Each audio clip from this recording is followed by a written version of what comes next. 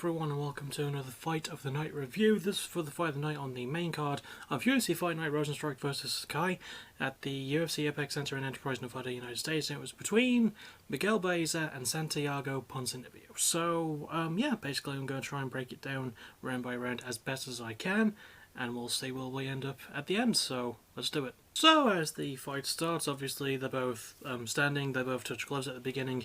And there is quite a fair bit of feeling here, but Ponzinibbio is definitely pressing more on Baeza, trying to get him against the cage.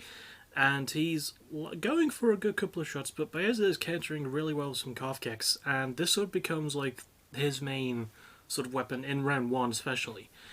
He lands a good chunk of them, and he does undercut a lot of Ponzinibbio's boxing with it. Ponzinibbio does land a good couple of jabs every now and then, but Baeza just keeps countering with the leg kicks, and it sort of goes on through round one like that.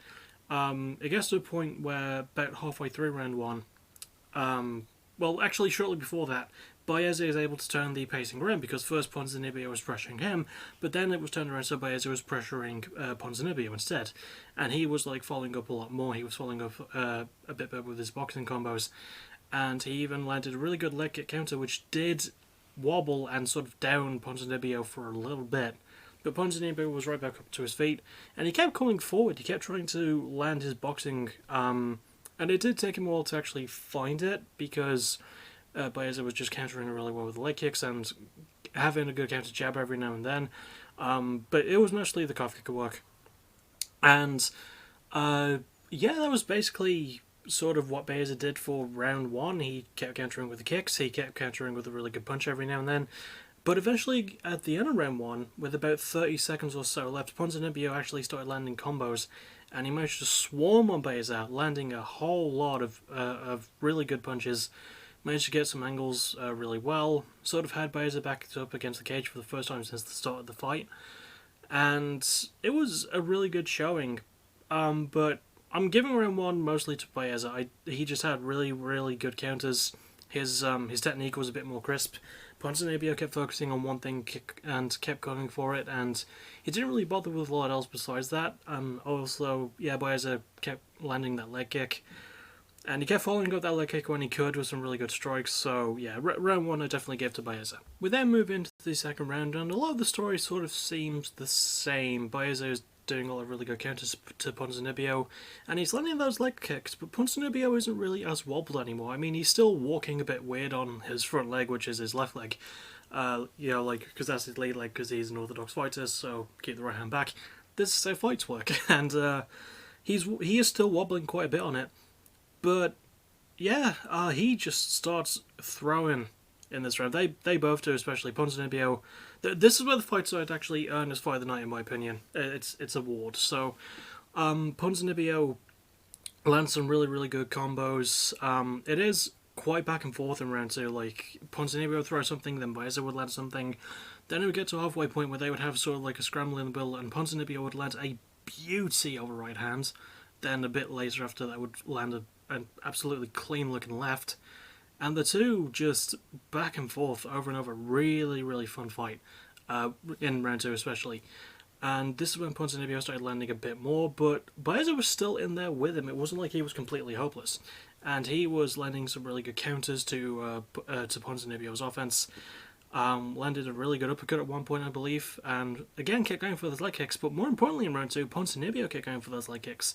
And he would like follow that up with a really good stiff jab. And he wouldn't really follow the jab up with a lot, but when he did, it really, really paid off for him. And I'm not really doing the best job of describing the technique of round two, but this is how it was. I mean, it was just very even and fairly back and forth, but I am slightly favouring it to Ponzinibbio. I think this is when he started to gather his wits a bit more, because he definitely weathered the storm in round one and came back near the end. For the majority of round two until roughly the halfway point, Baeza definitely had the advantage. Like, he kept Ponzinibbio backed up with some really good boxing combos, kept landing that kick when he could, but eventually Ponzinibbio kept coming back with his own calf kick. He even actually managed to stumble Baeza with a calf kick in round two, I believe, so it was sort of like, you get me, I get you, that sort of thing. And obviously the boxing combos really helped too, so round two is a wee bit closer, but I am giving it to Ponzinibbio as close as it was. But then we get to round 3, and pretty much the pacing that was set in the first 2 just carries on throughout round 3. It is an absolute bloody war, with surprisingly no blood, a rarity for a fight that goes this hard. So yeah, both men are sort of like meeting in the middle. They touch gloves to start because, you know, they've sort of earned each other's respect by this point. They both know they've got a round apiece, and they just start going off. Ponzinibbio does get the majority of this round, but like, it was another thing where he would land a good couple of shots, then Baeza would counter with a good couple of his own. And oh, there was a point in round 2 I forgot to mention. I think it was round 2 where Ponzinibbio went for a takedown, but it didn't really lead to much.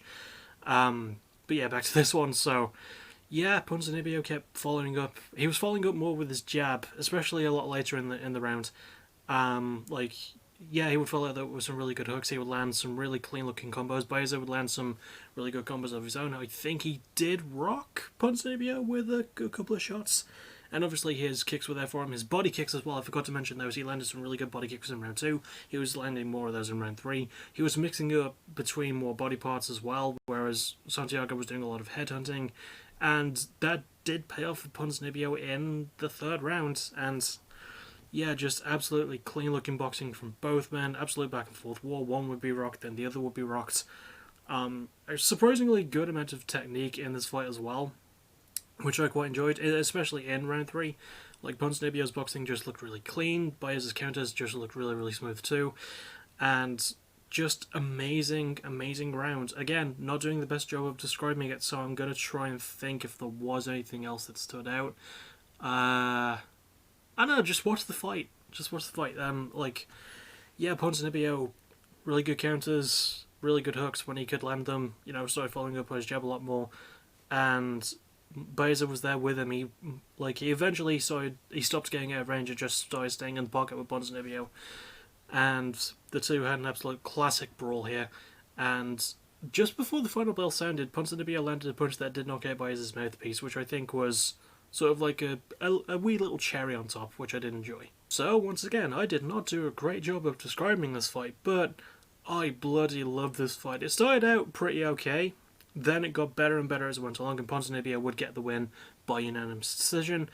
Even though I think he did lose round 1, I don't see a problem with him winning. It was a close unanimous decision, at least 29-20 across all 3 cards, so that I'm fine with. But hard down, this was a hell of a fight. This honestly could be in my top 10. I think if it were just based on round 1, it would have been like, it's pretty one-sided in the favour of Baeza, isn't it? And then as it just went on and got better and better and better. It's what I love in a fight of the night.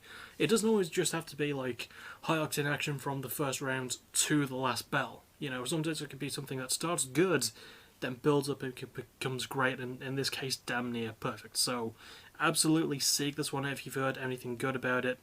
It's worth looking up. It's a bloody fucking good fight. And that'll about do it for this video. I don't really have many other plans. I will see you soon for possibly a very brief history of Dizzy Roy, and then the actual backtracking episode, and then at some point, obviously the Go Home show for Resolutions Per Minute, which will be on Friday. So there's a pay-per-view for you to look forward to as well. And I'll see you all for whatever the hell is next. And as always, thank you for watching. You're awesome. Bye-bye.